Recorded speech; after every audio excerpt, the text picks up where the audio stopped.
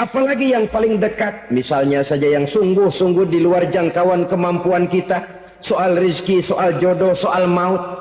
Kitakah yang mengatur? Kitakah yang menentukan? Subhanallah.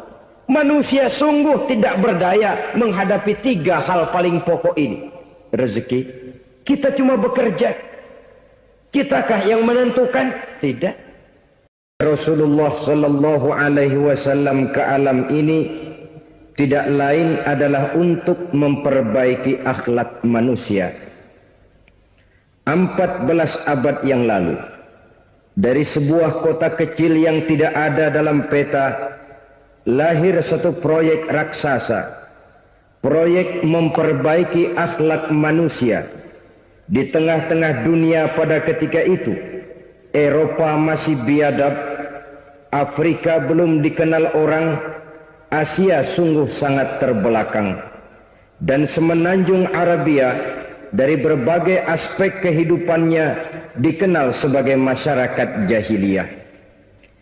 13 tahun pertama dari perjuangan selama periode Mekah, apa yang dilakukan oleh baginda Rasul tidak lain adalah memperbaiki akhlak manusia kepada Allah Subhanahu wa ta'ala dengan menanamkan roh, jiwa dan semangat tauhid.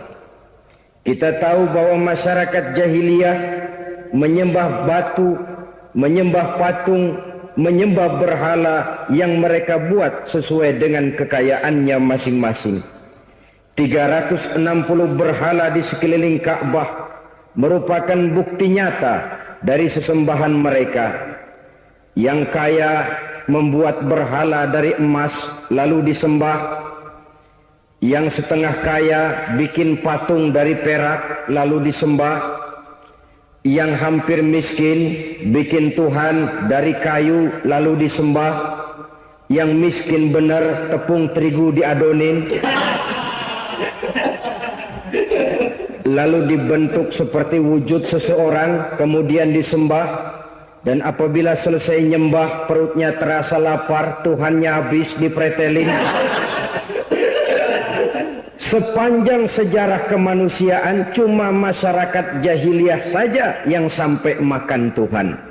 Sesadis-sadisnya bangsa Indonesia belum pernah sampai makan Tuhan.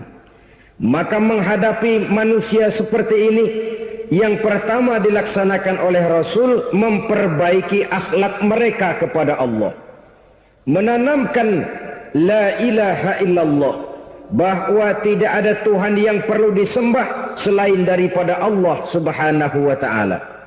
Ini hakikatnya merupakan inti daripada ajaran Rasul-Rasul terdahulu. Kenapa? Seluruh Rasul bersumber dari satu sumber yang sama, yaitu dari Allah Subhanahu wa ta'ala. Maka prinsip ajaran ketuhanan yang mereka bawa tentu saja sama.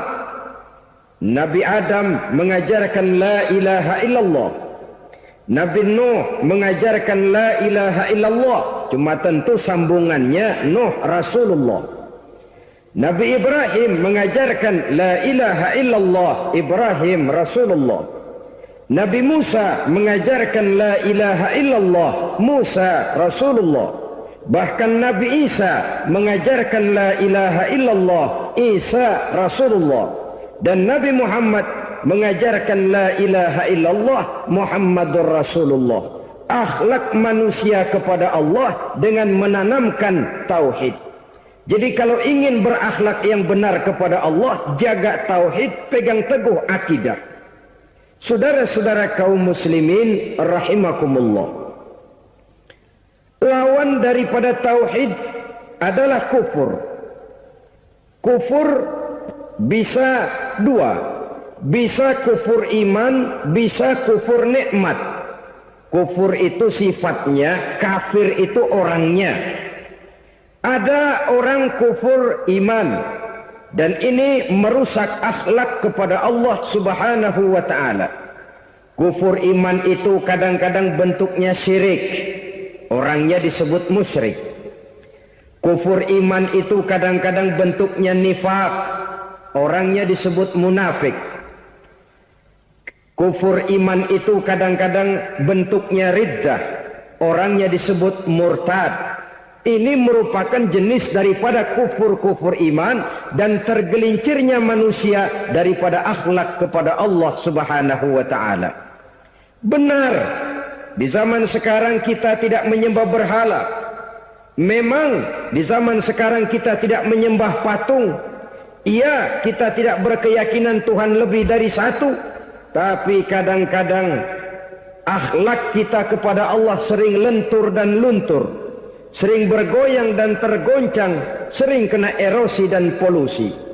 Bahwa kita tidak menyembah Latta, Uzza, Manat dan Hubal seperti masyarakat jahiliyah dahulu, memang. Tapi Latta zaman sekarang, Uzza zaman sekarang, Manat dan Hubal di zaman sekarang, berhala-berhala di abad kita sekarang ini, kadang-kadang bernama harta, kadang-kadang bernama wanita, kadang-kadang bernama tahta, mungkin juga bernama Toyota. Sesuatu yang lebih kita agungkan daripada Allah, menjelmalah dia menjadi berhala-berhala di zaman kita sekarang ini. Manakala kita di kantor sudah lebih takut kepada kepala bagian kita daripada kepada Allah, maka Tuhan kita barangkali adalah kepala bagian kita. Manakala kita sudah lebih takut kepada manusia daripada kepada Allah, bergeserlah akhlak kita kepada Allah, mengagungkan manusia dan menomorduakan Allah. Maka di zaman sekarang akhlak kita kepada Allah sering kena erosi, sering kena polusi. Mungkin karena sulitnya lapangan kerja, tingginya tensi ekonomi, persaingan hidup yang makin tajam, sulitnya mencari lapangan kerja, orang kadang-kadang nekat, sedikit pertimbangan picik, pandangan, mudah melakukan potong kompas, sehingga terjadilah perbuatan-perbuatan yang memelencengkan akhlak kita kepada Allah Subhanahu wa ta'ala. Kadang-kadang terjebak mempercayai selain daripada Allah. Kadang-kadang terjebak di dalam mengagungkan yang selain daripada Allah lebih dari yang seharusnya. Terkenalah akhlak kita kepada Allah, jaringan-jaringan erosi dan polusi. Kufur sebagai lawanan daripada tauhid merupakan sifat daripada orang yang tidak berakhlak kepada Allah. Bentuknya pertama bisa syirik. Syirik itu artinya meyakini ada Tuhan lain selain daripada Allah. Itu yang namanya syirik. Jadi percaya Tuhan ada, cuman Tuhannya kelebihan. Itu yang disebut syirik, dan itu merupakan cerminan dari akhlak yang rusak kepada Allah Subhanahu wa ta'ala. Berkeyakinan Tuhan lebih dari satu, berkeyakinan bahwa Tuhan itu beranak atau diperanakkan, atau mengagungkan sesuatu sama dengan Allah, atau menjadikan yang selain Allah sebagai tujuan akhir daripada perjalanan kehidupan ini, maka itu sudah terjebak kita dalam musyrik. Dan syirik satu dosa yang tidak berampun. Bahasa kasarnya, yang namanya syirik itu jenis bapak moyangnya dosa.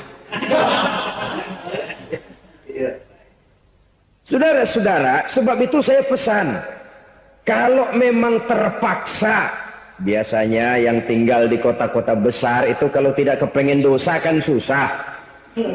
Kalau terpaksa harus bikin dosa, cari yang kecil-kecil saja, yang kira-kira taubatnya gampang. Umpamanya pulang sholat Jumat nukar sendal, umpama, yaitu jelas dosa. Tapi dosa yang taubatnya agak mudah. Jangan sampai terjebak ke dalam syirik, menyekutukan Allah. Kalau sudah menyekutukan Allah, Allah dimadu, murka benar Allah kepada kita. Innallaha la yaghfiru ayyushraka bih wa yaghfiru ma duna dzalika liman yasha. Allah tidak akan memberi ampun kepada orang yang menyekutukannya dengan sesuatu, tapi Allah mau mengampunkan dosa yang selain itu bagi orang yang dikehendakinya. Jadi orang-orang yang sudah terjebak syirik, menyekutukan Allah, meyakini ada Tuhan lain selain daripada Allah, meyakini Tuhan beranak atau diperanakkan, bagaimanapun baiknya mereka di dunia, bagaimanapun sosial jiwanya, bagaimanapun pemurah tangannya memberikan santunan dan pertolongan kepada orang lain, kalau sudah syirik, seluruh nilai kebaikannya akan tidak ada gunanya lagi. Karena tidak ada tempat nilai kebaikan itu bergantung.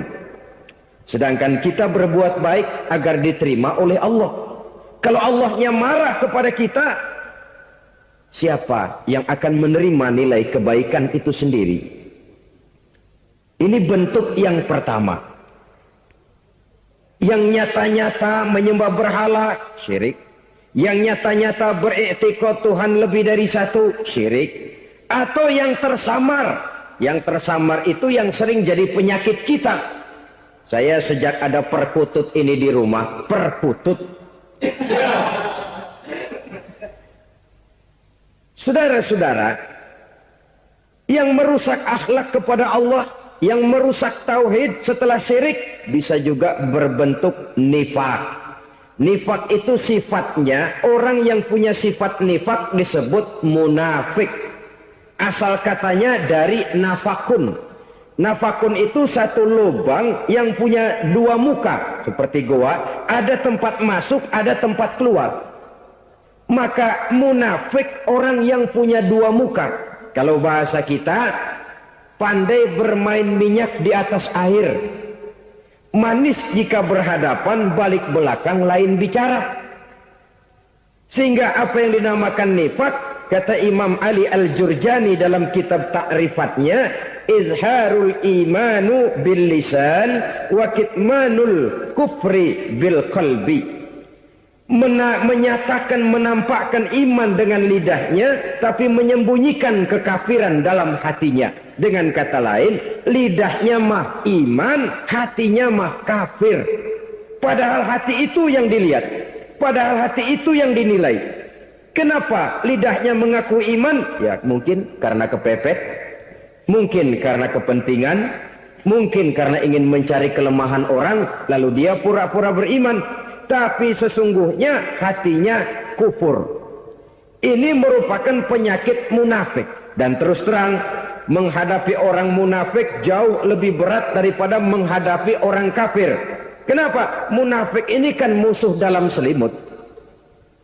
Mau dibilang musuh nyata-nyata, apalagi di zaman Rasul ya, ketika periode Madinah, berat sekali menghadapi orang munafik. Mau dibilang kafir, kalau ketemu assalamualaikumnya medok juga.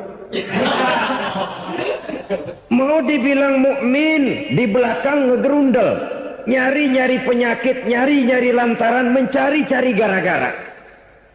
Kalau kafir jelas kafirnya, kalau musyrik jelas musyriknya. Tapi munafik, di depan kita dia mengaku beriman, di belakang kita dia caci maki kita. Maka demikian rupa watak orang munafik Allah benci betul. Sampai dalam Quran orang munafik itu divonis innal munafikin fid darkil asfal minan nar. Orang-orang munafik di dasar jurang neraka yang paling bawah, keraknya neraka. Saudara-saudara kaum muslimin rahimakumullah. Sebab munafik sangat berbahaya. Membahayakan umat, membahayakan agama. Di depan kita mereka ngaku pura-pura beriman. Kalau pidato luar biasa, memuji agama setinggi langit, menampakkan seolah-olah dia orang yang dekat dengan agama. Saudara-saudara, agama penting, agama mutlak. Tapi yang ngomong begitu agamanya apa, remeng-remeng. Cuma sekedar lipstick, cuma sekedar dekorasi, cuma sekedar kamuflase buat ngibuli orang lain. Dia mengaku beragama, mengatakan agama mutlak, menganggap agama penting, seolah-olah memperhatikan benar tentang tatanan kehidupan beragama, tapi sebenarnya di hatinya tidak lebih berkecamuk penyakit-penyakit kufur. maka sifat munafik ini termasuk menodai tauhid. Artinya merusak akhlak kita kepada Allah Subhanahu wa ta'ala. Sifat yang ketiga yang juga merusak akhlak kita kepada Allah dinamakan riddah. Riddah itu sifatnya, orang yang punya sifat riddah disebut murtad. Murtad keluar dari Islam. Keluar dari Islam tentu tadinya di dalam Islam. Oleh satu perbuatan dia bisa menjadi murtad. Misalnya tadinya dia iman benar kepada Allah, tapi melarat. Kadang-kadang sehari masak, 3 hari libur. Akhirnya oleh kesulitan ekonomi dia tidak kuat. Ada yang menawarkan kebaikan, dibawain supermi, dibawain obat-obatan, diberikan beras. Goyah imannya. Keluar dia dari Islam, ikut agama orang yang memberikan pertolongan kepadanya, memilih kesenangan sebentar dengan mengorbankan kebahagiaan yang kekal. Maka orang semacam itu riddah sifatnya, murtad orangnya, keluar dari Islam. Dan yang menyebabkan kita murtad bukan cuma orang nyata-nyata memproklamirkan diri keluar dari Islam tapi lalu mengikuti agama orang lain. Bukan cuma itu, mengakui ada Rasul lagi sesudah Nabi Muhammad bisa menyebabkan kita murtad. Mengingkari nikmat Allah bisa menyebabkan kita murtad. Meyakini semua agama benar bisa menyebabkan orang menjadi murtad. Meragukan kesempurnaan dan kelengkapan Al-Quran bisa menyebabkan orang jadi murtad. Mengingkari sunnah bisa menyebabkan orang menjadi murtad. Banyak hal-hal yang bisa mendatangkan penyakit riddah dan membuat pelakunya menjadi murtad. Dan ini menodai akhlak kita kepada Allah Subhanahu wa ta'ala. Itu tadi kufur iman, saudara-saudara. Nyata-nyata mengingkari Allah, baik dalam bentuk syirik, nifak, ataupun riddah. Kufur yang kedua dinamakan kufur nikmat. Apa itu kufur nikmat? Sitru nikmatil mun'im au ya'malu fi mukhalafatil mun'im. Menutup-nutup nikmat Allah, atau melakukan perbuatan yang menentang, bertentangan dengan kehendak yang memberikan nikmat. Jadi kufur nikmat pertama, nutup-nutupin Tuhan. Tuhan jalingin. Duit lu banyak amat, dari mana? Gua kerja. Lalu kerjanya nomor 1. Orang yang berakhlak kepada Allah, dia akan menjawab, kamu uangnya kok banyak, dari mana? Rizki dari Allah. Caranya, saya kerja. Kerja itu cara, rizki itu dari Allah datangnya. Bukankah di zaman sekarang kita sering terpleset? Ini merupakan cerminan dari rapuhnya akhlak kita kepada Allah Subhanahu wa ta'ala. Karena usaha saya memang, karena saya peras keringat banting tulang, tentu. Tapi sadarkah kita bahwa sepanjang yang bisa kita lakukan cuma berusaha, peras keringat, banting tulang, pergi pagi pulang sore. Tapi bisakah kita memastikan hasil usaha kita? Apalagi yang paling dekat, misalnya saja yang sungguh-sungguh di luar jangkauan kemampuan kita. Soal rizki, soal jodoh, soal maut. Kitakah yang mengatur? Kitakah yang menentukan? Subhanallah. Manusia sungguh tidak berdaya menghadapi 3 hal paling pokok ini. Rezeki, kita cuma bekerja. Kitakah yang menentukan? Tidak. Kita berusaha saja, rezeki belum pasti dapat. Apalagi kalau kita tidak berusaha. Jangan terjebak dalam fatalisme. Belum perang udah nyerah. Emang dasar rezeki datangnya dari Tuhan, gak usah kerja. Dan ntar juga kalau dia datang. Dari mana datangnya? Kerja saja belum tentu dapat rezeki, apalagi kalau tidak kerja. Yang jelas usaha perlu kepastian, itu urusan Allah. Ini akhlak kepada Allah Subhanahu wa ta'ala.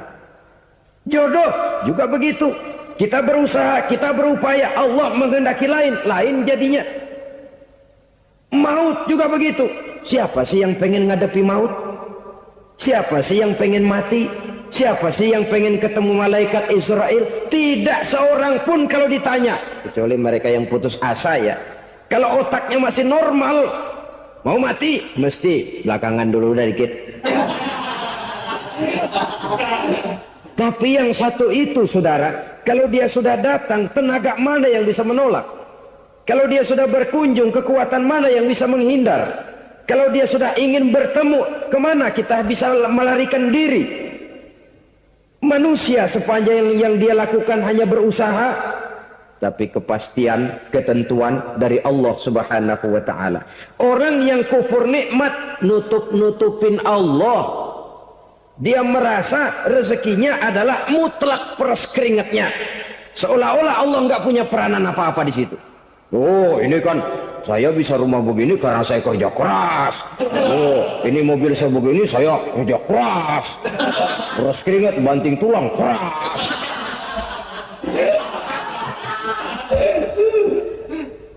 Saudara-saudara kaum muslimin rahimakumullah. Jadi menutup-nutupi Allah. Akibatnya nanti kalau dia berhasil, Allah ketutupan. Kalau dia gagal, orang lain dicaci maki, dicari kambing hitam. Yang kambing hitam kan mahal. Karena orang sering cari-cari kambing hitam. Jarang orang mau jujur kalau bertemu kesulitan lalu mencari sebab pada dirinya sendiri. Yang paling enak ya nyalain orang. Lo begitu.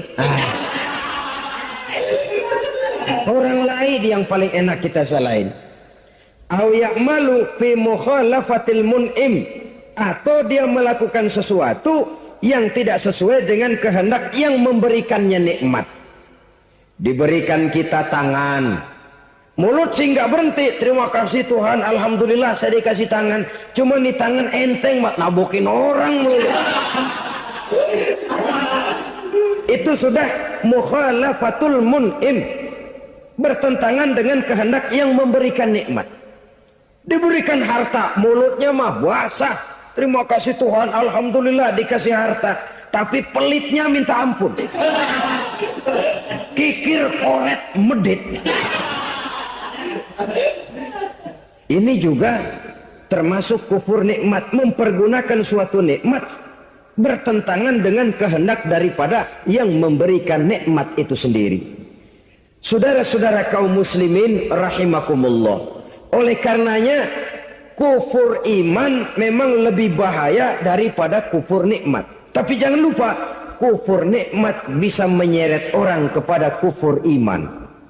Nah kalau Allah udah dialingin, Tuhan sudah dinomor duain, lama-lama kenapa dia tidak mendewakan dirinya sendiri, mendewakan pangkatnya, mendewa-dewakan otaknya, mendewa-dewakan kemampuannya? Pada awalnya dia memang cuma kufur nikmat, tapi lambat laun kalau ini tidak diobati, secara pasti orang akan mengarah kepada kufur iman. Bisa berbentuk syirik, bisa berbentuk nifak, bisa berbentuk riddah. Saudara-saudara, oleh karena itu menjaga akhlak kepada Allah mutlak penting. Sebab apa? Kita tidak berakhlak kepada manusia saja, kita dikucilkan dari pergaulan. Kalau kita tidak berakhlak kepada Allah, dikucilkan oleh Allah. Hadis qudsi menyatakan, man lam yashkur ala na'mai wa lam yasbir ala balai falyakhruj min tahtis samai falyatlub rabban siwaya. Kata Allah, siapa orang yang tidak mau bersyukur terhadap nikmat yang aku berikan kepadanya dan tidak mau sabar terhadap ujian yang aku berikan kepadanya, falyakhruj min tahtis samai, persilahkan saja keluar dari kolong langitku, waliyatlub rabban siwaya, tolong cari Tuhan lain selain daripada aku. Murka Allah, diusir, cuman gak kedengeran aja. Siapa yang tidak mau syukur terhadap nikmatku, siapa yang tidak mau sabar terhadap ujian yang aku berikan kepadanya, persilahkan keluar dari kolong langitku ini, cari Tuhan lain selain aku. Dan langit Tuhan yang punya, Tuhan kita lawan, diusir dari kolong langit, mau pindah ke kolong mana?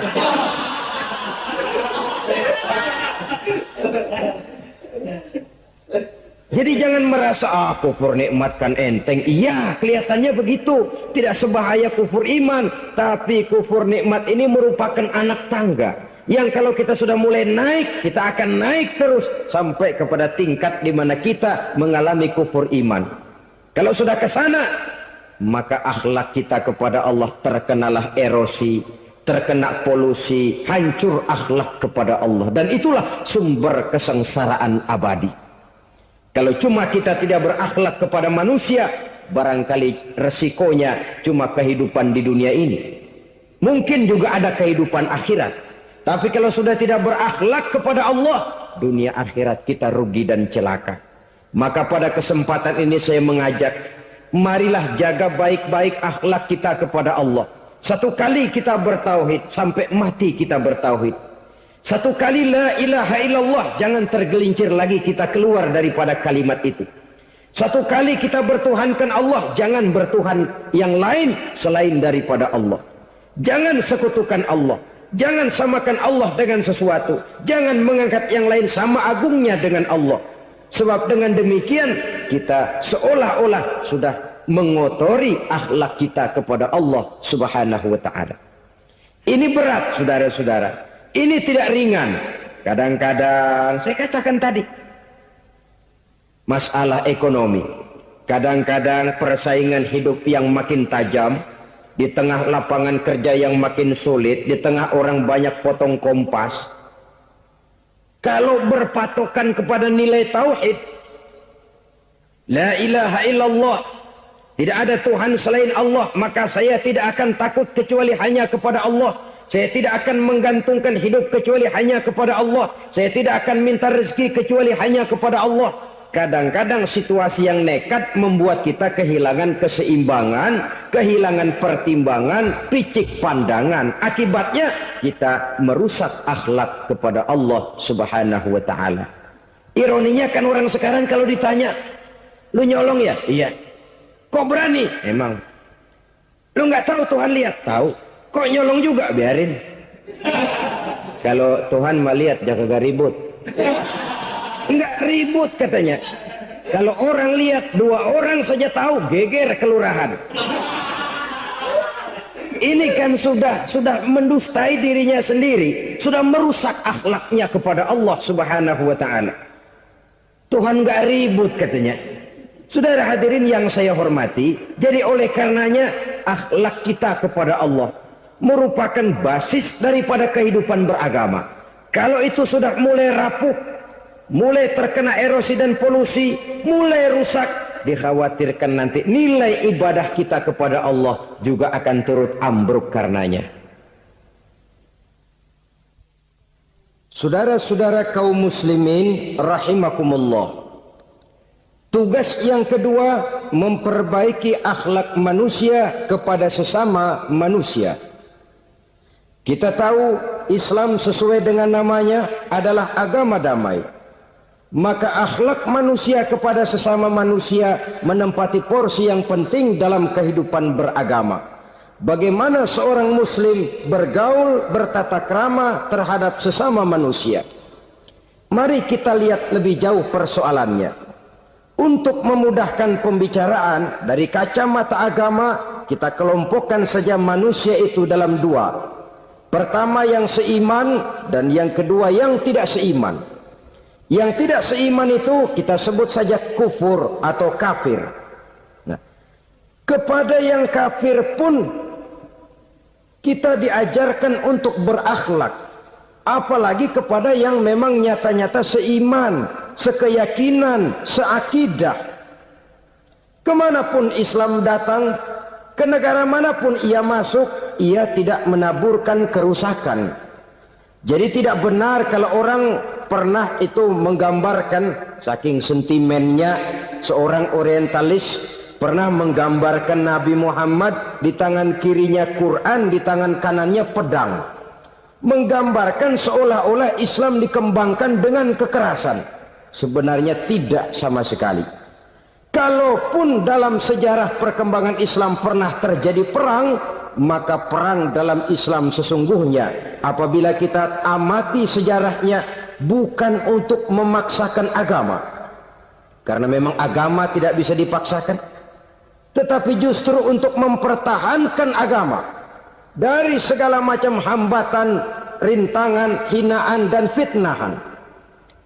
Tapi kemanapun yang jelas Islam masuk, dia tidak pernah membuat kekacauan, kerusuhan ataupun penghancuran.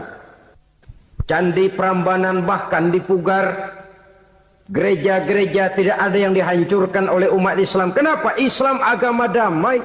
Soal agama, soal lakum dinukum waliyadin, la ikraha fid din, qad tabayyana ar-rusdu minal ghayy.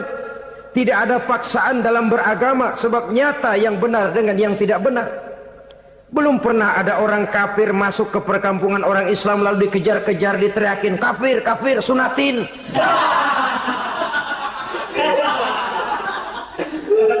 Belum pernah.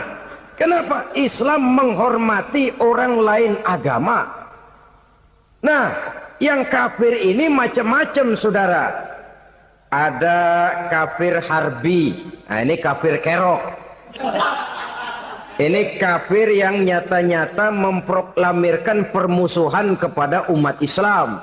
Nyata-nyata mengganggu ketenangan umat Islam.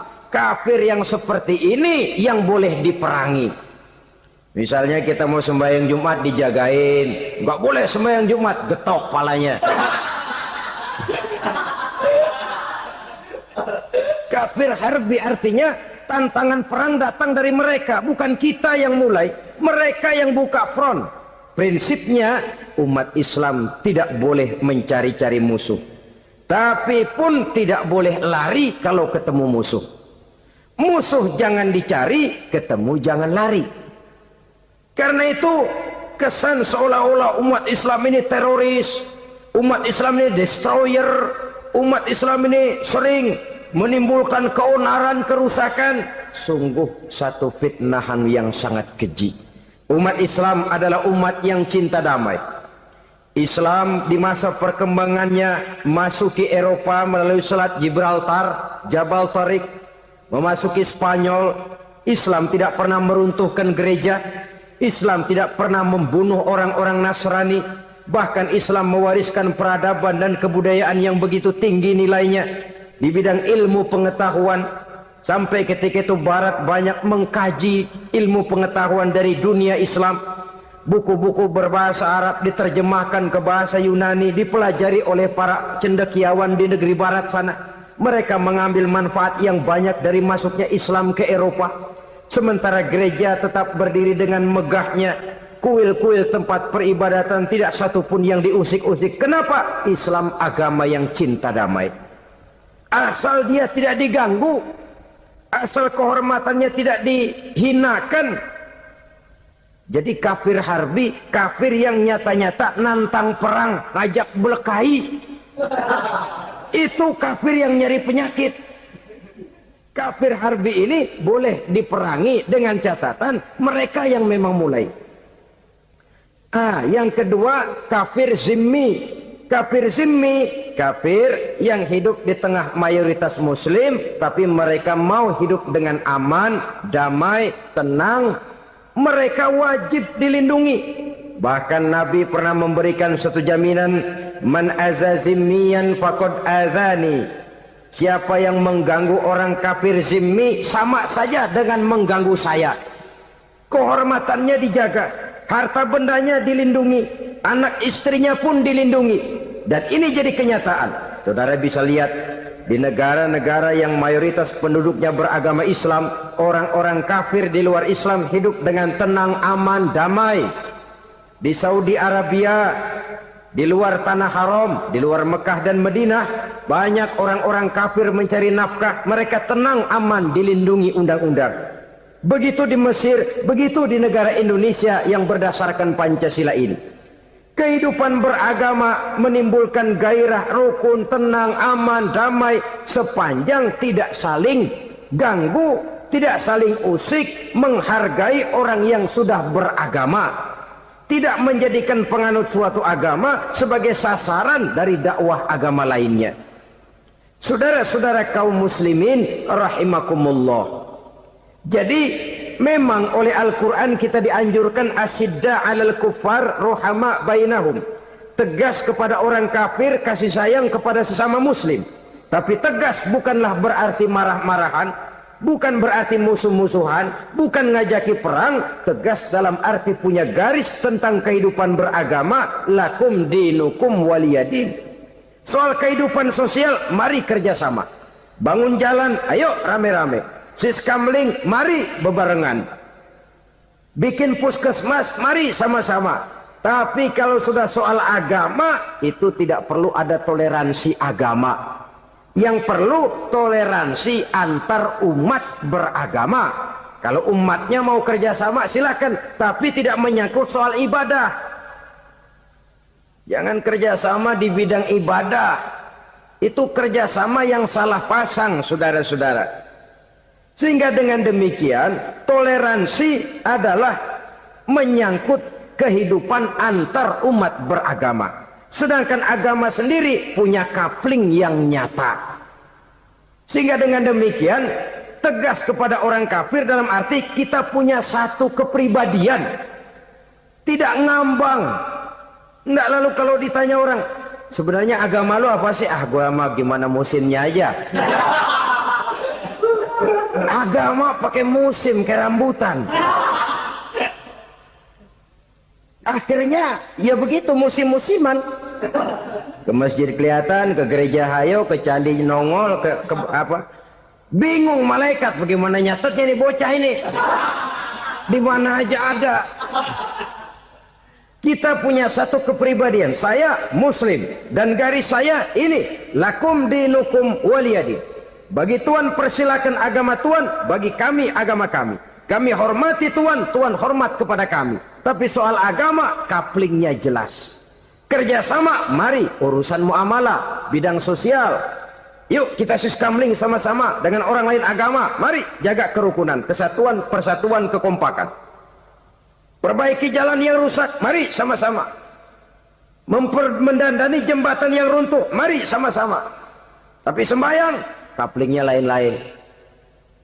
Sebab Nabi juga dulu pernah ditawarkan begitu loh sama kafir jahiliyah dulu, Quraisy itu. Sudah Muhammad, sekarang begini saja, kita join aja daripada marah-marahan. Hari ini saya oke menyembah Tuhanmu Allah. Besok gantian kamu menyembah Tuhan kita, Latta, Uzza, Manat dan Hubal. Turun, qul ya ayyuhal kafirun la a'budu ma ta'budun. Soal ibadah kaplingnya jelas, tidak boleh dicampur adukkan. Sebab kalau tidak, kita akan mulai kehilangan identitas diri. Dan disitulah krisis kehidupan keyakinan beragama dimulai. Dari krisis identitas. Hujan gede kan mulainya gerimis dulu. Di mana-mana ya gerimis dulu. Gerimis makin lama makin gede. Kita akan mulai dengan kehilangan identitas diri. Dari sana nanti kita malu mengakui keislaman kita. Kalau orang Islam malu mengakui keislamannya, ini kan ironi, menyedihkan. Ngakui Islamnya saja malu, menonjolkan keislamannya malu. Tidak ada rasa bangga beragama. Padahal ini modal dasar. Hanyalah dengan rasa bangga beragama, kita lalu konsekuen. Bukan bangga yang tidak konsekuen. Wah, pokoknya kan gua kan Islam. Agama yang paling benar. Tapi hidupnya sendiri jauh dari tuntunan Islam. Itu bangga yang tidak beralasan. Bangga yang tidak perlu dibanggakan sebenarnya. Kebanggaan yang membuat kita konsekuen dan dekat dengan kehidupan beragama. Jadi dengan demikian saudara-saudara, kepada non-muslim kita juga harus berakhlak. Bukankah ini sudah dicontohkan oleh Rasul? Bagaimana beliau disambiti orang di Taif, yang menyambiti malah didoakan. Bagaimana Suraqah mau membunuh beliau, malah Suraqah didoakan. Bagaimana Abu Jahal dan Abu Lahab saking mangkalnya. Ini Abu Jahal pernah gali lubang di kamarnya sendiri, di depan tempat tidurnya. Setelah dia gali lubang, ditutupin pakai keraras korma. Lalu dia tarik selimut, belagak meriang. Dia pesan pesuruhnya, bilangin Muhammad encangnya meriang. Pamannya sakit, minta ditengokin. Nabi dengan segala husnuzonnya berangkat nengokin. Abu Jahal dari balik selimut ngintip. Ah, itu dia Muhammad, itu dia tuh. Dia tuh masuk Dani, masuk. Mulai di jalan, seneng Abu Jahal. Terus. Begitu ke pelosok, masuk ke lubang, gue pendem terus dah. Memang niatnya mau mencelakakan Nabi. Sudah tinggal beberapa langkah lagi Nabi akan berjalan ke arah lubang itu. Malaikat Jibril ngasih tahu, Muhammad, Abu Jahal pamanmu cuma pura-pura sakit.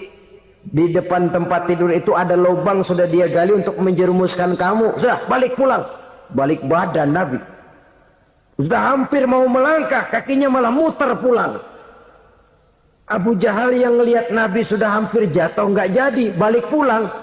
Lupa kalau lagi sakit. Udah Muhammad buruan sini. Nabi ke pintu, dia kejar.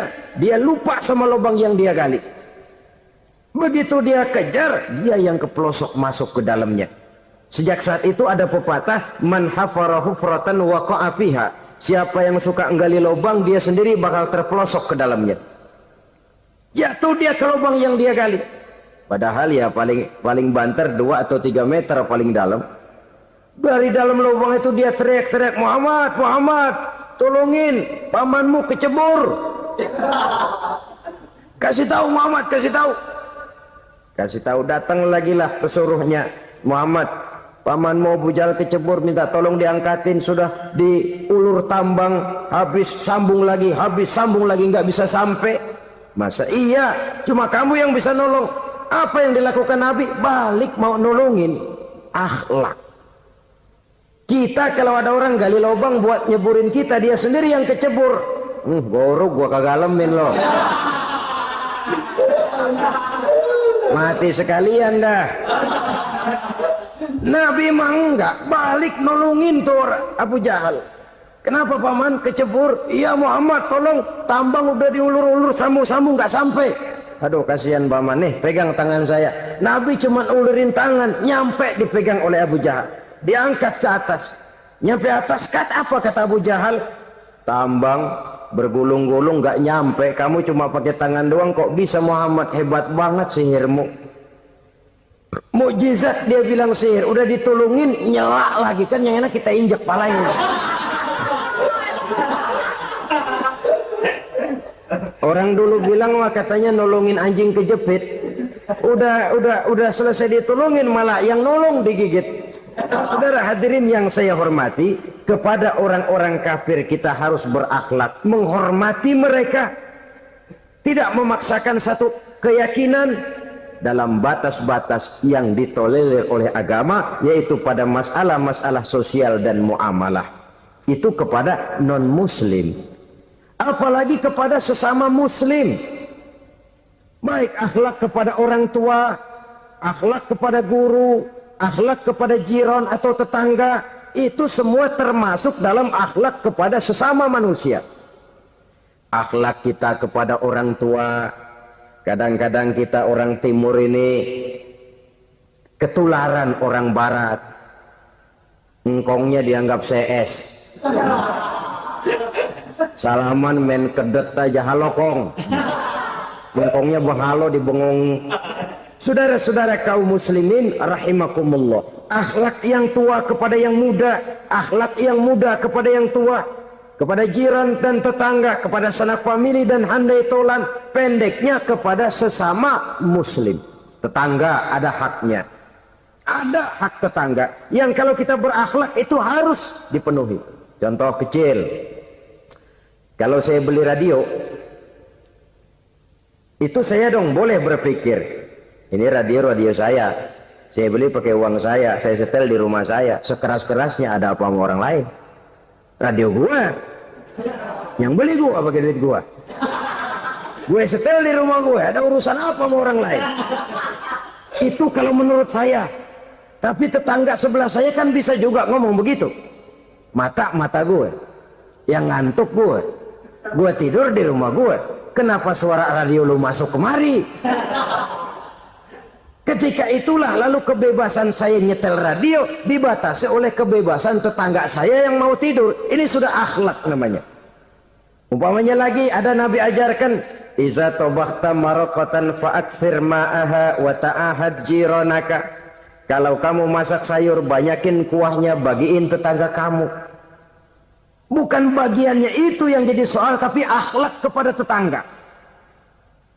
Udah tahu tetangganya kelaparan, diseksa, goreng ikan asin, se-RW baunya ngayap, kembang kempis orang nungguin. Saudara hadirin ma'asyiral muslimin rahimakumullah.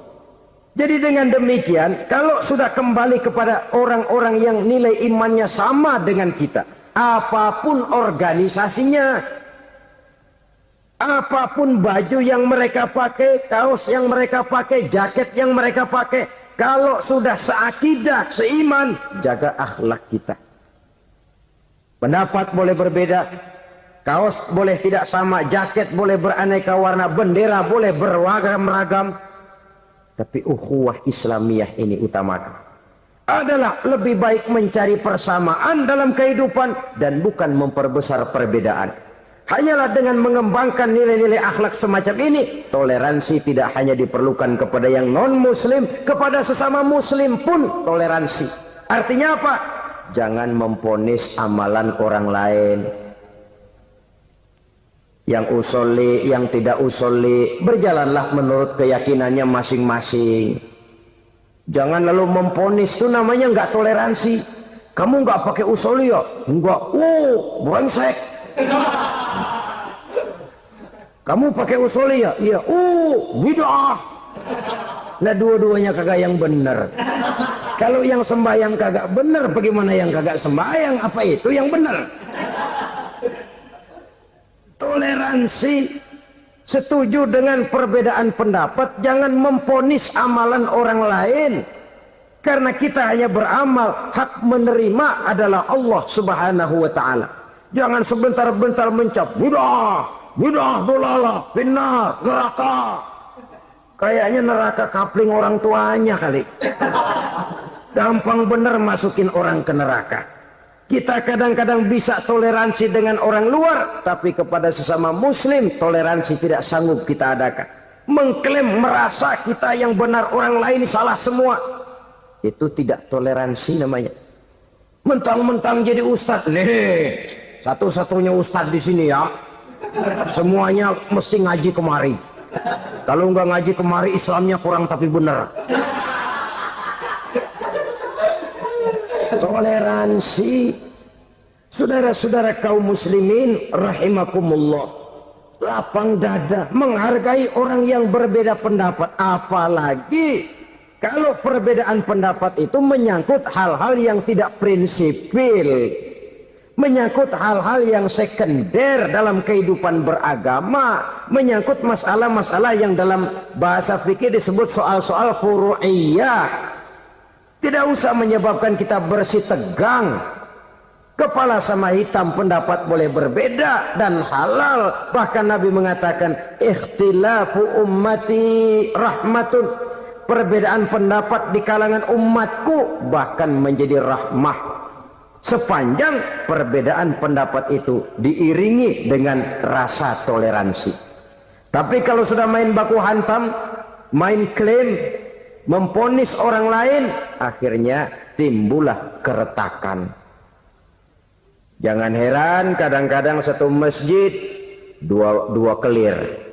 Ya soal kelir boleh kelar-kelir, boleh kelar-kelir, tapi kalau harus terlalu mencolok menyebabkan timbulnya keretakan, saya kira yang akan turun bukan lagi rahmah tapi bala.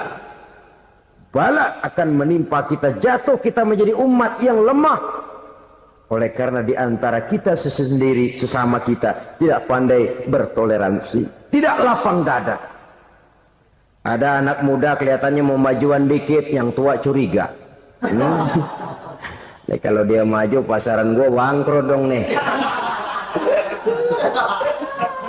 Lalu ditekan tuh anak ditekan melejit. Kadang-kadang yang tua maksudnya baik, mau memelihara, yang muda salah terima. Kan tua kejemur.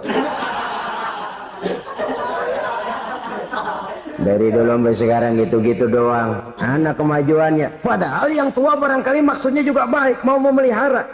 Sebenarnya kalau kita bisa mencoba mencari titik temu dengan alur komunikasi, tidak merasa diri yang paling benar, tapi toleransi, boyak menerima pendapat orang lain, setidaknya mau mendengar omongan orang. Yang susah kalau udah kena penyakit nggak mau ngerti omongan orang, nggak mau nerima pendapat orang. Kodok di kolong tempayan, cukeng kayu asem, asal ijo udah ijo aja, ijo dah. Nggak ngerti omongan orang. Yang kayak begini yang orang jadi kesandung. Oleh karena itu saudara-saudara, alangkah nikmatnya kehidupan ini apabila kita menyadari kita ini ummatan wahidah, satu umat yang satu, yang diikat dengan akidah. Kalau kepada yang non muslim saja kita diajarkan untuk berakhlak, apatah lagi kepada yang seiman, seakidah, sekeyakinan. Wajarkah perbedaan pendapat yang kecil-kecil lalu menyebabkan kita bertolak belakang, cerai-berai, centang perenang? Bila bertemu di jalan yang satu menyisih ke kiri, yang lain menyingkir ke kanan. Kalaupun juga bercampur di tengah kumpulan orang banyak, persis air dengan minyak. Yang atu melengos, yang atu madep mojok. Orang lain senyum, dia mau pada manyun. Saudara-saudara kaum muslimin rahimakumullah, realita ini walaupun tidak enak, pahit, tapi masih hidup di sebagian masyarakat kita. Ini yang perlu kita atasi. Soal toleransi kepada orang lain, sejarah sudah membuktikan. Mari kita jangan cuma bisa mengajak orang lain, umat lain untuk bertoleransi dengan kita, tapi kepada sesama kita. Toleransi ini perlu kita tegakkan, perlu kita bina, terutama di dalam kita menuju bentuk ideal daripada konsep ukhuwah Islamiyah ini, yang memang selalu kita akan cari bentuk-bentuk idealnya sejalan dengan perkembangan situasi dan kondisi yang dihadapi oleh umat. Perbedaan organisasi, perbedaan kepentingan organisasi tidak seharusnya menyebabkan kita merasa meremehkan orang lain dan mengangkat diri, mengklaim diri sebagai yang ter. Jadi dengan demikian, apabila yang pertama tadi akhlak kepada Allah dinamakan hablum minallah, maka yang kedua ini merupakan hablum minan nas. Jikalau baik akhlak kita kepada Allah, baik akhlak kita kepada manusia, nikmat rasanya menjalani kehidupan. Kadang-kadang orang akhlaknya kepada manusia baik, tapi kepada Allah tidak baik. Hormat sama yang tua, menyayangi yang muda, sama tetangga rukun, tapi sama Tuhan nggak mau sujud. Ini baik kepada manusia, tapi tidak berakhlak kepada Allah.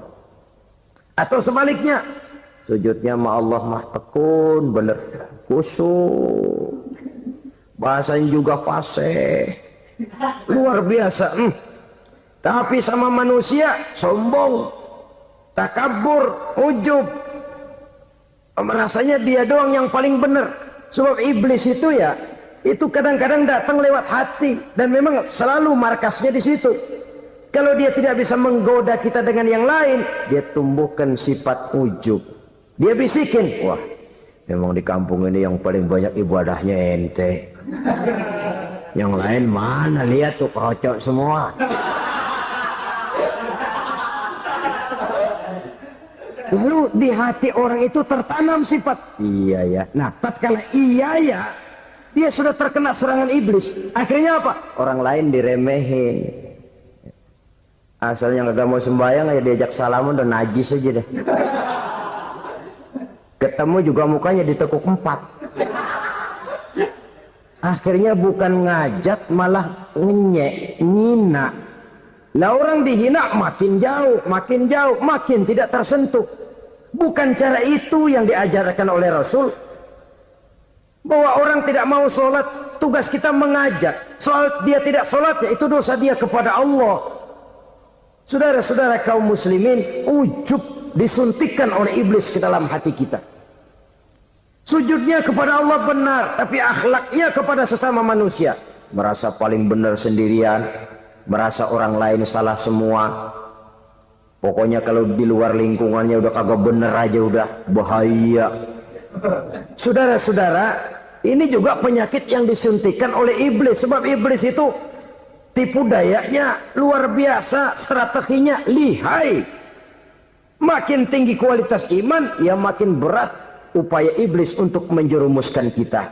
Karenanya saya mengajak, marilah kita bertoleransi, baik kepada non-muslim, lebih-lebih lagi kepada sesama muslim yang kebetulan berbeda baju, berbeda kaos, berbeda organisasi, lain bendera yang dibawanya.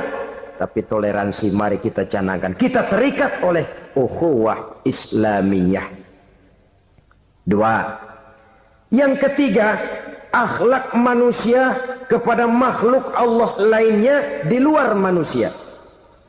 Islam, saudara-saudara, dengan berakhlak kepada Allah, berakhlak kepada sesama manusia, berakhlak kepada makhluk Allah di luar manusia, baik flora maupun fauna, maka mudah-mudahan akan terciptalah satu ekosistem, satu lingkungan hidup yang membuat kita nikmat menjalani kehidupan ini.